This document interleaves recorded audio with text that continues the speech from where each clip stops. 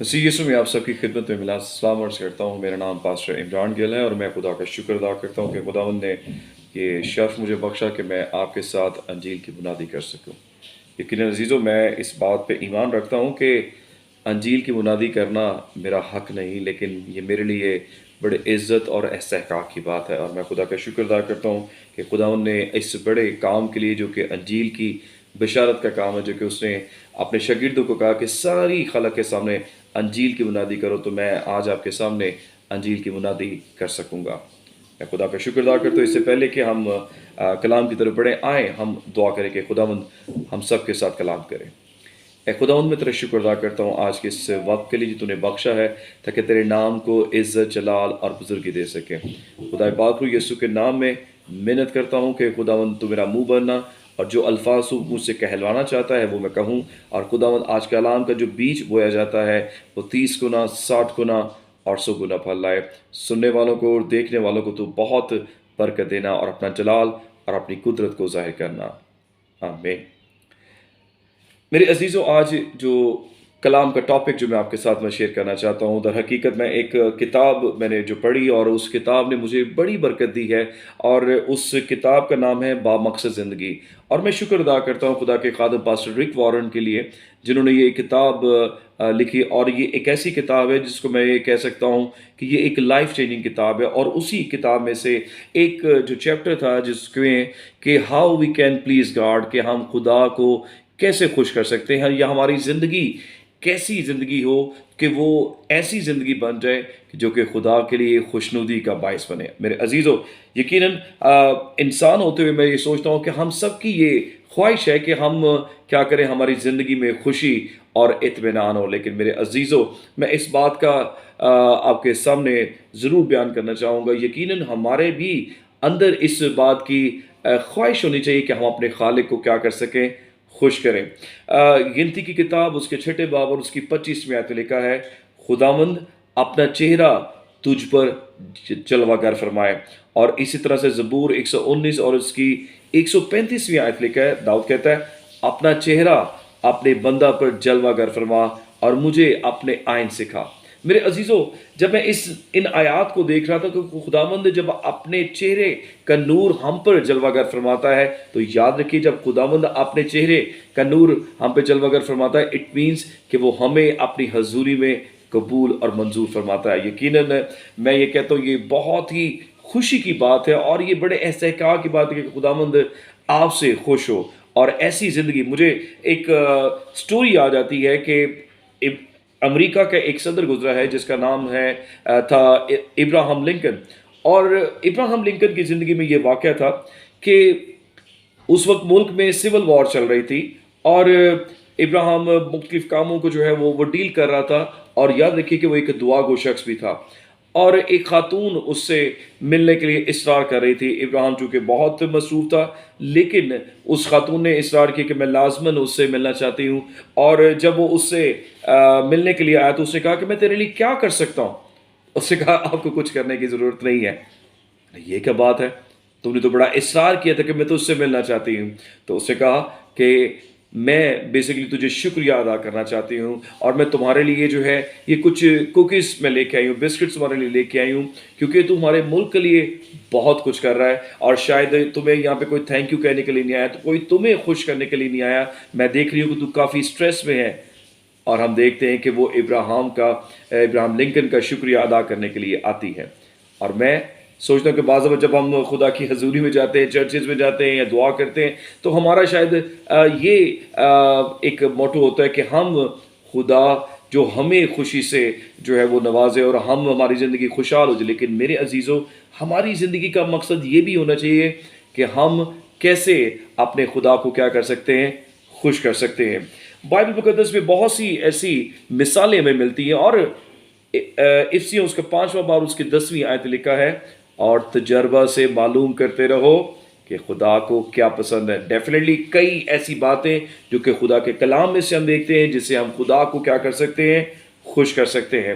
اور میرے عزیزو، बाइबल मुकद्दस में एक ऐसा करैक्टर हमें नज़र आता है कि जब खुदा पूरी दुनिया से मायूस हो गया था, खुदा मलूल हुआ सारी दुनिया को बनाकर और इंसानों की सारी हरकतों को देखकर खुदा जो ना वो नापसंद कर रहा था उन सारी हरकतों को। लेकिन एक शख्स ऐसा था जिसकी ज़िंदगी हम देखते हैं कि खुदा की नज़र में मकबूल ठहरी, और वो शख्स कोई और नहीं बल्कि नूह था। और इसका जिक्र हम पैदाइश की किताब उसके 6 बाब और उसकी 8वीं आयत में हम देखते हैं। लेकिन मगर नूह खुदा की नज़र में मकबूल ठहरा। मेरे अजीजों, ये आदमी खुदा की खुशी का बायस ठहरा। और चूंकि हम देखते हैं कि खुदा ने बारिश की वजह से सारी दुनिया को तबाह कर दिया, लेकिन चूंकि ये अकेला शख्स जो है वो खुदा की खुशी का बायस ठहरा, तो इसलिए मेरे अजीजों, अगर आप और मैं आज अगर जिंदा हैं तो याद रखिए ये नूह की वजह से है। तो जब मैं इस किताब को पढ़ रहा था तो मुख्तलिफ कई ऐसी बातें जो कि पास्टर रिक वॉरेन ने जो है वो उसमें शेयर की, तो मेरा दिल किया कि मैं क्यों ना इन बातों को आप तक भी शेयर करूं। मुझे बहुत बरकत मिली, और जब इस लाइफ को मैंने स्टडी किया जो कि नूह की ज़िंदगी है, तो खुदावंद ने मुझे भी बड़ी बरकत दी। तो सबसे पहली बात जो मैं इसमें देख रहा था कि वो कौन सी ऐसी बात थी जो कि खुदा की खुशनुदी का बायस बनी और खुदा ने नूह को बरकत दी। मेरे अजीजों, जब आप पढ़ते हैं पैदाइश की किताब और उसका 9वां बाब और उसकी 6ठी आयत, याद रखिए पहली बात जो मैं आपके साथ करना चाह रहा हूं जो कि पास्टर रिक वॉरेन ने उसमें की है, और वो है कि खुदा खुश होता है जब हम उसको पूरे दिल से अजीज रखते हैं, हम उससे प्यार करते हैं।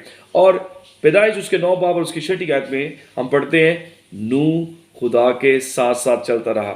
वो खुदा के साथ चलने में साबित कदम था और उसके साथ करीबी ताल्लुक और यगानगत से लुत्फअंदोज होता था।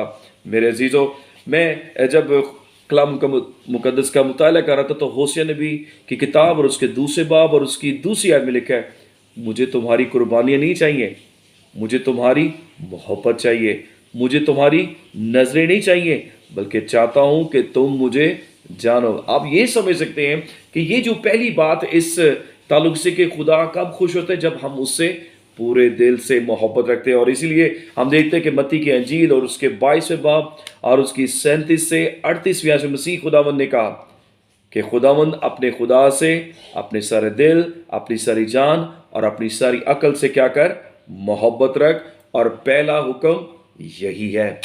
मेरे अजीजों, खुदा चाहता है कि हम उससे उसी तरह से मोहब्बत, और याद रखिए खुदा ने इंसान को मोहब्बत ही की वजह से बनाया और वो चाहता है कि हम भी उसके साथ उसी तरह मोहब्बत रखें। तो पहली बात कि खुदा कब खुश होता है, जब हम भी उससे उसी तरह से मोहब्बत करते हैं जिस तरह से उसने हमसे मोहब्बत रखी। और हम रोमियो उसके 5वें बाब उसकी 8वीं आयत में पढ़ते हैं, और खुदा ने क्या किया, जब हम गुनहगार ही थे तो मसीह खुदावंद हमारे लिए मर गया। मेरे अजीजों, कि खुदा ने मोहब्बत का इजहार हमसे किया, और यूहन्ना के ख़त में भी लिखा है कि और हमने मोहब्बत को इसी से जाना क्योंकि उसने पहले हमसे जो है वो मोहब्बत की। तो पहली बात कि खुदा कब खुश होता है, जब हम उसके साथ मोहब्बत का क्या करते हैं, इजहार करते हैं। और दूसरी बात याद रखिएगा, खुदा उस वक्त भी खुश होता है जब हम अपना पूरा भरोसा जो है वो खुदा की ज़ात पर हम करते हैं। बहुत ज़रूरी है, मोहब्बत के साथ जो एक इम्पॉर्टेंट एलिमेंट है वो क्या है, भरोसा है। याद रखिए, भरोसे के बगैर आप किसी से मोहब्बत भी नहीं कर सकते। और हम नूह की ज़िंदगी में देखते हैं कि कलाम मुकद्दस लिखा है ईमान ही के सबब से, और ये इब्रानियों उसका 11वां बाब उसके 7वीं आयत लिखा है, ईमान ही के सबब से नूह ने उन चीज़ों की बाबत जो उस वक्त नज़र नहीं आती थी हदायत पाकर खुदा के खौफ से अपने घराने को बचाने के लिए हम कह सकते हैं कश्ती बनाई, और उस रासबाजी का वारिस हुआ जो ईमान से है। अब देख सकते हैं इस कलाम के हिस्से में कि नूह के लिए कुछ बातें जो है वो मुश्किल का बायस हो सकती थी, जो कि उसको डेफिनेटली उसको शक की हालत में उसको क्रिएट कर सकती थी। 3 चीज़ें ऐसी हैं थी जो कि नूह को जो है वो उसको भरोसा ना करने में रुकावट का हाल हो सकती। याद रखिए, पहली बात, क्योंकि खुदा ने उसे कहा था कि मैं बारिश के वसीला से दुनिया को क्या कर दूंगा, तबाह कर दूंगा। मेरे अजीजों, इससे पहले हमें कलाम मुकद्दस में बारिश का कोई जिक्र नहीं मिलता। इट मीन्स हम देखते हैं कि नूह ने بارش کبھی نہیں دیکھی تھی۔ تو نو اس بات پر شک کر سکتا تھا کہ بھائی خدا نے، میں نے تو کبھی بارش دیکھی نہیں، اور خدا نے کہہ دیا ہے کہ میں دنیا کو کیا کروں گا، بارش سے تباہ کروں گا۔ اور دوسری بات، جب خدا نے نو کو یہ کہا کہ میں تو نا جو ہے وہ ایک کشتی بنانا، اور نو دیکھے سمندر سے سینکڑوں میل دور رہتا تھا، اس کے ذہن میں ڈیفینیٹلی آتا ہوگا کہ بھئی میں اتنی دور جو ہے کشتی کو کیسے لے کے جا سکوں گا۔ تو یہ بات بھی اس کے اندر ہم دیکھتے ہیں کہ شک کریٹ کر سکتی تھی۔ اور تیسری بات دیکھیں کہ اس کشتی کو بنانے میں اس کو 120 سال لگے، اور کئی دفعہ میں سوچتا ہوں کہ انسان ہوتے ہوئے وہ حوصلہ ہار دیتا ہوگا، لیکن میری بات سنیے گا عزیزو، خدا پر بھروسہ رکھنے کا مطلب یہ ہے، یہ ایمان رکھنا کہ خدا ہی جانتا ہے کہ میری زندگی کے لیے کیا کچھ بہتر ہے۔ یاد رکھیے، ہم شاید اس چیز کو سمجھ نہیں رہے ہوتے جب خدا ہمیں کوئی انسٹرکشن دیتا ہے، خدا ہمیں کوئی کام کرنے کو دیتا ہے، لیکن جب ہم مکمل توکل کر کے اس بات کی ہم پیروی کرتے ہیں تو یاد رکھیے گا خدا ہمارے لیے بھلائی پیدا کرتا ہے۔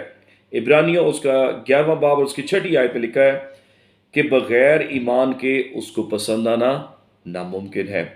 تو میرے عزیزو یاد رکھیے کہ جب بچے والدین پر بھروسہ کرتے ہیں تو یہ بھی والدین آپ کہہ سکتے ہیں کہ اس سے خوش ہوتے ہیں۔ تو اسی طرح سے جب ہم خدا پر توکل کرتے ہیں، اس پر بھروسہ رکھتے ہیں، تو اس بات سے کیا ہوتا ہے، خدا بھی خوش ہوتا ہے۔ اور میرے عزیزو یاد رکھیے گا کہ اگر ہم بھروسہ نہیں رکھیں گے تو ڈیفینیٹلی ہم آگے نہیں بڑھ سکتے ہیں۔ آج ہمیں دیکھنے کی ضرورت ہے کہ زندگی کا کون سا ایسا حصہ ہے، کون سا ایسا شعبہ ہے جس پہ آپ سوچتے ہیں کہ آپ کو خدا پر بھروسہ کرنے کی ضرورت ہے تاکہ آپ خدا کے خوشنودی کا باعث بن سکیں۔ تو پہلی بات ہم نے سیکھی ہے، خدا سے محبت کرنے سے خدا خوش ہوتا ہے۔ دوسری بات ہم نے دیکھی ہے جو کہ نوح کی زندگی میں نظر آتی ہے کہ وہ خدا پر بھروسہ کرتا تھا، اس لیے وہ خدا کی نظر میں مقبول اور منظور ٹھہرا۔ تیسری چیز، یہ بات مجھے بہت ہی ایکسائٹ کرتی ہے، اور تیسری چیز ہے کہ جب ہم اس کی فرما برداری کرتے ہیں پورے دل سے، یہ بہت ضروری ہے کہ ہم پورے دل سے کیا کریں، خدا کی فرما برداری کریں۔ جب نوح کے تعلق سے ہم دیکھتے ہیں تو پیدائش اس کے 6 باب اور اس کی 22ویں آیت میں لکھا ہے، اور نوح نے یوں ہی کیا جیسا خدا نے اسے حکم دیا تھا ویسا ہی عمل کیا۔ میرے چیزوں کتنی زبردست بات ہے، دیکھیں 120 سال اس کو لگے، اور خدا نے جو کچھ اس کو انسٹرکشن اس کو دی تھی ان ساری انسٹرکشنز کو دیکھیں اس نے فالو کیا، اس نے کوئی ہیزیٹیشن کیے بغیر، کوئی بھی جو ہے وہ ہچکچاہٹ کیے بغیر اس نے ان تمام باتوں کو فالو کیا۔ یہ میرے عزیزوں بہت ضروری ہے، ایک بھی بات جو کہ خدا نے اس سے کہی تھی وہ اس سے نہیں پھرا۔ تو میرے عزیزوں، اور ہم یہ دیکھتے ہیں یہ بات بھی اس کے خداوند کے حضور خوشنودی کا جو ہے وہ باعث بنی۔ یاد رکھیے بعض دفعہ یعنی جب آپ حکموں کی تعمیل کرتے ہیں جو کہ آپ سمجھ نہیں سکتے، لیکن جب آپ ان پر عمل پیرا ہوتے ہیں تو یاد رکھیے گا فرما برداری کی وجہ سے سمجھ کے تالے کھل جاتے ہیں۔ اب میری بات سمجھ رہے ہیں کہ جب آپ تابع داری کرتے ہیں، ٹھیک ہے، اور وہ بات جو آپ کی سمجھ میں نہیں آ رہی ہوتی ہے تو فرما برداری آپ کی سمجھ کے تالوں کو بھی کھول دیتی ہے۔ لیکن یاد رکھیے گا کہ جزوی فرما برداری جس کو پارشل اوبیڈینس کہا جاتا ہے وہ بھی نافرمانی۔ جب خدا ہمیں کوئی کام کرنے کو کہتا ہے تو اگر ہم اس میں اپنی سجیشنز اس میں ایڈ کر دیتے ہیں تو میرے عزیزو وہ فرما برداری نہیں ہے۔ بعض دفعہ جب ہم کلیسے میں جاتے ہیں اور کلام سنتے ہیں اور خدا ہمارے دلوں پر چوٹ لگاتا ہے، لیکن ہم اس میں کیا کرتے ہیں، اپنے پسند کی باتوں کو جو ہے، ہاں خداوند میں یہ تو کر لوں گا، ٹھیک ہے، لیکن یہ بات میں نہیں کروں گا۔ ساؤل کی مثال ہمارے سامنے کہ خداوند نے اسے کہا تھا کہ اس جنگ میں جا کے تو سب کچھ جو ہے وہ اس کو تباہ و برباد کرنا، لیکن ہم دیکھتے ہیں کہ اس نے کچھ چیزیں خدا سے چھپا لیں اور کہنے لگا کہ خداوند یہ تو میں نے تیرے لیے کیا، لیکن ہم نے دیکھا کہ در حقیقت اس نے خدا کی ان ساری انسٹرکشنز کو نہ مانا اور جزوی فرما برداری کی جو کہ خدا ان کے حضور نافرمانی تھی۔ زبور 100 اور اس کی دوسری آیت میں لکھا ہے خوشی سے خدا ان کی عبادت کرو۔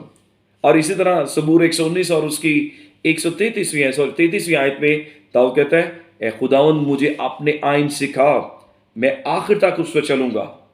یاد رکھیے فرما برداری کا ہر عمل عبادت کا حصہ ہوتا ہے۔ اور میں جب اس کتاب کو پڑھتا ہوں تو میں دیکھتا ہوں کہ ہر وہ بات جس سے آپ خدا کو خوش کرتے ہیں وہ عبادت ہے۔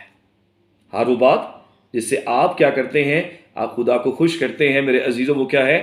وہ عبادت ہے۔ اور فرما برداری ضروری کیوں ہے؟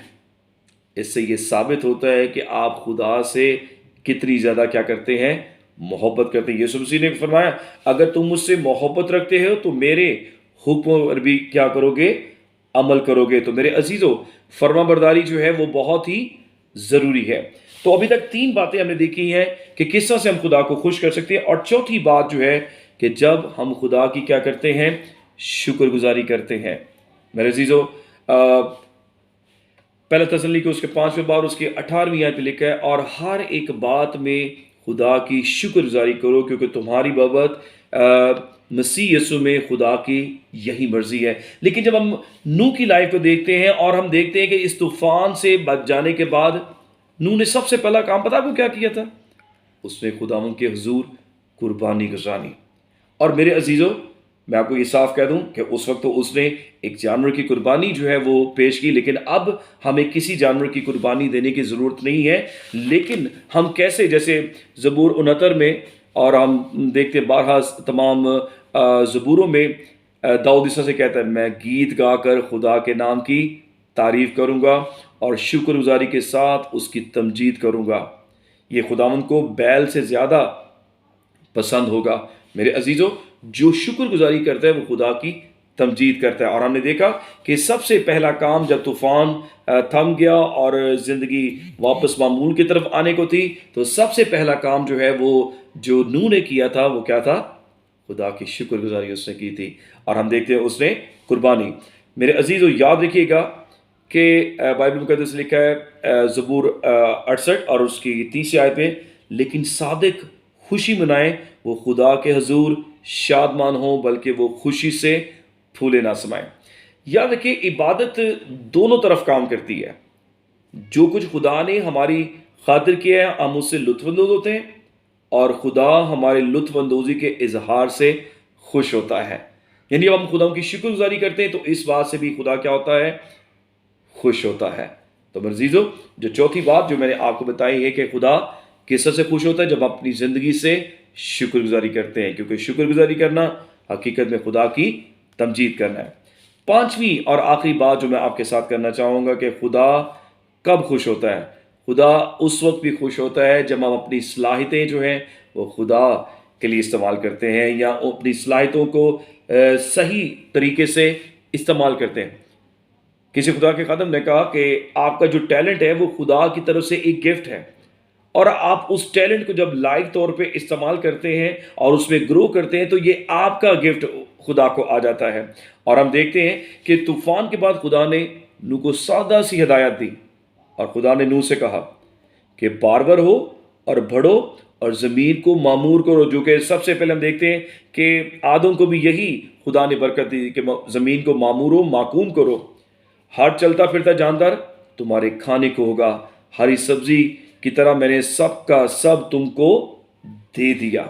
اب میرے عزیزو، یہ دوبارہ زندگی کو معمول پر لانے کی بات تھی، اور خدا نے، ہم دیکھتے ہیں کہ اس کو برکت دی، اور خدا نے وہ کام نوح کو کرنے کے لیے جو کہ بنی نوع انسان کے لیے ٹھہرائے گئے تھے۔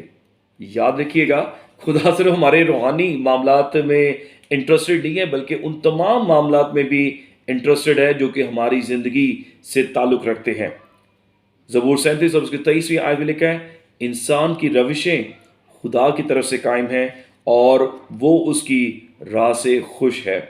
خدا نے ہمیں طرح طرح کی نعمتیں عطا کی ہیں، اور اس طرح زبور 33 اور اس کی 15ویں آیت میں لکھا ہے، وہی ہے جو ان سب کے دلوں کو بناتا اور ان کے سب کاموں کا خیال رکھتا ہے۔ آپ اپنی لیاقتیں چھپانے سے یا جو آپ نہیں ہیں وہ بننے سے خدا کو جلال نہیں دے سکتے اور نہ اسے خوش کر سکتے ہیں۔